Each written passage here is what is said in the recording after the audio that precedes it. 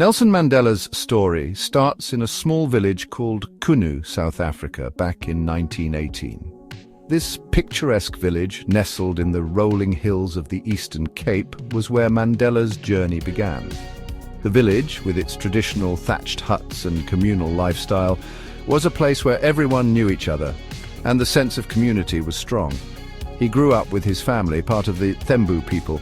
The Thembu were known for their rich cultural heritage and strong sense of identity. Mandela's family was deeply rooted in these traditions, and he was raised with a strong sense of pride in his heritage. His dad was a chief, a kind of leader. As a chief, his father held a position of respect and authority within the community. He was responsible for settling disputes and making important decisions that affected the lives of the people in the village. Sadly, his dad died when Mandela was young, so his mum raised him, teaching him important values. His mother, a woman of great strength and resilience, instilled in him the values of compassion, respect, and the importance of standing up for what is right. He went to a school run by missionaries, where he learned about the world beyond his village and the unfairness black South Africans faced. The missionary school was a place of learning and discovery for Mandela. It was here that he first encountered the harsh realities of racial discrimination and began to understand the broader social and political context of his country. Mandela was a smart and curious kid. He had a natural thirst for knowledge and was always eager to learn new things. His teachers recognized his potential and encouraged him to pursue his education further. He went to a good boarding school and then studied law at the University of Fort Hare. The University of Fort Hare was one of the few institutions in South Africa that provided higher education to black students. It was a place where young minds could be nurtured and where future leaders were born. There, he really saw how bad racial segregation was. The university was a microcosm of the larger South African society, and it was here that Mandela witnessed firsthand the injustices and inequalities that plagued his country. This changed his life forever. The experiences and lessons he learned during his time at the university shaped his worldview and ignited a passion for justice and equality that would drive him for the rest of his life. He couldn't ignore the inequalities, so he decided to do something about it. Mandela's resolve to fight against the oppressive system of apartheid grew stronger with each passing day. He knew that change was necessary and that he had a role to play in bringing about that change. He chose to fight for justice and equality.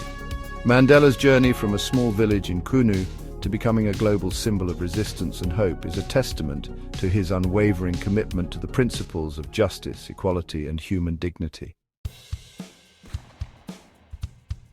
Apartheid was a set of rules in South Africa that kept black people and white people separate. This system of institutionalized racial segregation and discrimination was enforced by the National Party government from 1948 to 1994. Under apartheid, the rights of the majority black inhabitants were greatly restricted, and white supremacy and Afrikaner minority rule were maintained. The term apartheid means apartness in Afrikaans, and it was a fitting description of the harsh and unjust policies that divided the nation. It was meant to be unfair and control the black majority. Black South Africans were required to carry passbooks, which restricted their movements and dictated where they could live, work and travel. These pass laws were a cornerstone of apartheid, designed to limit the freedom of black people and keep them under constant surveillance. The government used these laws to enforce segregation and maintain control over the black population, ensuring that they remained subservient and marginalized. Nelson Mandela refused to accept this. Born in 1918 in the rural village of Mvezo, Mandela grew up witnessing the injustices of apartheid firsthand. He was determined to fight against the oppressive system and dedicated his life to the struggle for freedom and equality. Mandela's journey as an activist began in earnest when he moved to Johannesburg and became involved in the anti-apartheid movement. He joined a group called the African National Congress, or ANC, that was fighting against apartheid. The ANC was founded in 1912 and had a long history of advocating for the rights of black South Africans. Mandela quickly rose through the ranks of the organization, becoming a prominent leader and a symbol of resistance against the apartheid regime. Mandela quickly became an important member. His charisma, intelligence, and unwavering commitment to the cause made him a natural leader. He played a key role in organizing protests, strikes, and other forms of civil disobedience, all aimed at challenging the apartheid system and raising awareness about the plight of black South Africans. He was a good speaker and cared deeply about his people. Mandela's speeches were powerful and inspiring, resonating with people from all walks of life. He spoke passionately about the need for justice, equality, and human rights, and his words galvanized the masses to join the fight against apartheid. Mandela's ability to connect with people and articulate their struggles made him an indispensable figure in the movement. He talked about the unfairness they faced, organized protests, and encouraged people to resist peacefully. Mandela believed in the power of non-violent resistance and was heavily influenced by the teachings of Mahatma Gandhi. He advocated for peaceful protests, boycotts, and strikes as means to challenge the apartheid regime and bring about change. Despite the government's brutal crackdown on dissent, Mandela remained steadfast in his commitment to non-violence. The South African government didn't like this. They saw Mandela and the ANC as a threat to their power and were determined to crush the movement. The government responded with increasing repression, using violence, intimidation, and imprisonment to silence activists and maintain control. The apartheid regime was ruthless in its efforts to suppress any form of resistance, and many activists were arrested, tortured, or killed. They saw Mandela as a troublemaker and tried to stop him by banning him from speaking in public and limiting where he could go. But Mandela wasn't scared. Despite the constant threats and harassment, Mandela continued to fight for justice. He was arrested multiple times and faced numerous trials, but he remained resolute in his commitment to the cause. Mandela's courage and determination inspired others to keep fighting, even in the face of overwhelming odds. He became even more determined. Mandela's imprisonment only strengthened his resolve. During his 27 years in prison, he continued to be a symbol of resistance and hope for millions of South Africans. His unwavering spirit and dedication to the cause kept the anti-apartheid movement alive, even as the government tried to break him. Mandela's release in 1990 marked a turning point in the struggle, and he went on to play a crucial role in the negotiations that led to the end of apartheid. The fight against apartheid was long and dangerous, and many people died, but Mandela never gave up on freedom and equality. His leadership and perseverance were instrumental in bringing about the end of apartheid and the establishment of a democratic South Africa. Mandela's legacy continues to inspire people around the world to stand up against injustice and fight for a better future for all. In 1952, the ANC started the Defiance campaign. This was a big moment in the fight against apartheid. Thousands of black South Africans joined in, breaking unfair laws, refusing to carry passes, and going into places meant only for white people. Mandela was a key part of this. He traveled all over South Africa, getting communities involved and giving people hope. The campaign showed the world how determined South Africans were. The government reacted with violence, arresting thousands and trying to stop the protests. Mandela was arrested too and sentenced to hard labor. Even though the government tried to stop them, the Defiance campaign made a big difference. It showed everyone how cruel apartheid was, making other countries criticize South Africa, and it made Mandela a symbol of hope and resistance. Section 4, Prisoner 46664, Mandela's years on Robben Island. Nelson Mandela and his friends were always being bothered by the government. They were being watched all the time, and their lives were in danger. So they created a secret group called Spear of the Nation. This group attacked things that represented apartheid, like government buildings, but they were careful not to hurt anyone. They wanted to send a strong message. Apartheid wouldn't be accepted. In 1964, Mandela and some other ANC leaders were arrested and sentenced to prison. Mandela was sent to Robben Island, a prison known for its harsh conditions. But even in prison, Mandela remained a powerful symbol of resistance.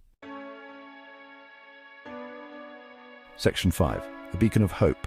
The world rallies for Mandela's release. The story of Nelson Mandela's imprisonment and the global movement for his release is one of the most powerful examples of international solidarity and the fight for justice. It is a testament to the enduring human spirit and the universal desire for freedom and equality.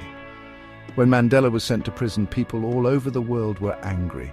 The news of his imprisonment spread like wildfire, igniting a wave of outrage and indignation. People from different walks of life, from various countries and diverse backgrounds, came together, united by a common cause. They were determined to see justice served and Mandela freed. They wanted him free and spoke out against apartheid. The chants of Free Mandela echoed in streets and squares across the globe. Demonstrations were held in major cities, with people holding placards and banners demanding an end to apartheid and the release of Mandela.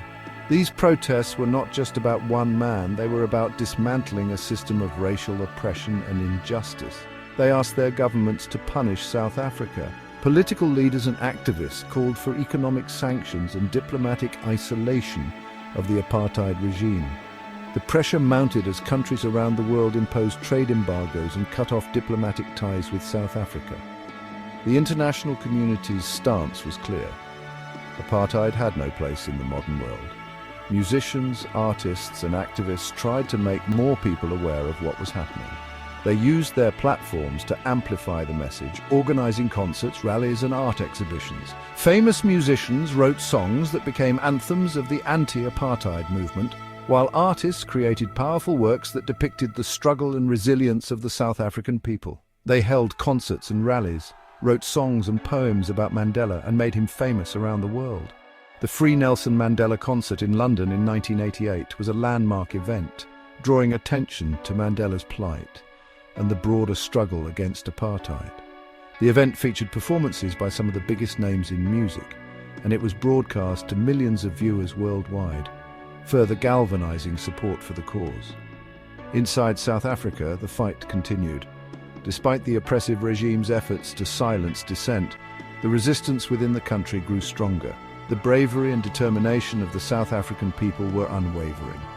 They organized protests, strikes, and acts of civil disobedience, risking their lives to stand up against the injustice of apartheid. Students protested, and workers went on strike. The youth played a crucial role in the movement, with students leading protests and boycotts. Workers also joined the struggle, organizing strikes that disrupted the economy and demonstrated the power of collective action. These efforts were met with brutal repression, but the spirit of resistance remained unbroken. The government used violence to try and stop them, but people wouldn't give up. The apartheid regime responded with increasing violence, using police and military force to suppress protests. Clashes between protesters and security forces were common, and many were arrested, injured, or killed. Yet, the resolve of the people only grew stronger, fueled by the belief that their struggle was just. Mandela's picture became a symbol of hope. His image was carried at protests, rallies, and demonstrations, symbolizing the fight for freedom and justice. Mandela's face became a beacon of hope, representing the aspirations of millions who longed for a world free from oppression and inequality. People carried it at protests and chanted his name. The name Mandela became synonymous with the struggle for human rights. Crowds chanted his name, and his image was emblazoned on banners and posters. Mandela's legacy grew even as he remained behind bars, inspiring a global movement that transcended borders and cultures. His words, secretly sent from prison, inspired millions. Despite being imprisoned, Mandela's voice could not be silenced. He managed to send letters and messages that were smuggled out of prison, reaching the outside world. These words of wisdom, resilience, and hope resonated with people everywhere, strengthening their resolve to continue the fight. He became a legend, a symbol of the fight for freedom and equality. Mandela's legacy is not just that of a man who fought against apartheid, but of a global icon who inspired countless others to stand up for their rights.